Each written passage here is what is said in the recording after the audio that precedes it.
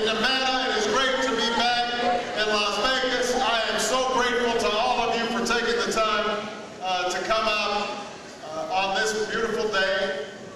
I know it's a little hot, but let me tell you, if you live in Chicago, hot's always good. Because the alternative is cold. And it's a lot of cold weather in Chicago, so I don't mind being a little overheated. But let me tell you, I have now been running for president for about 4 months.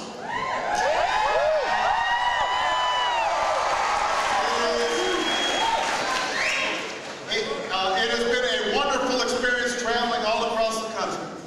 You are seeing people from every walk of life, every corner of the country, every ethnic group, every religious group, people who have hopes and dreams for their children and their grandchildren, and there's something that binds us together as Americans.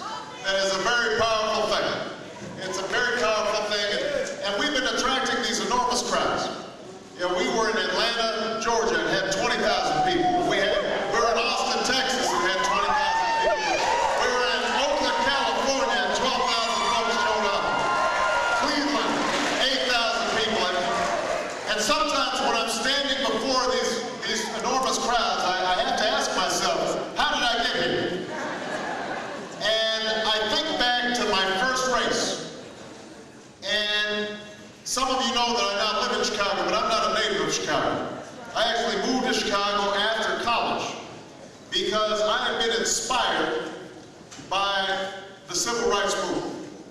I had been inspired by the idea of young people from every walk of life, of every racial background, getting on buses and riding on the freedom rides down south to help people get the right to vote. I've been inspired by young people, straight-backed and clear-eyed, sitting at lunch counters, despite the fact that they were being insulted and milk was being poured over their heads because they knew they were sitting or they were marching or they were riding for freedom, for a bigger idea of what America might be.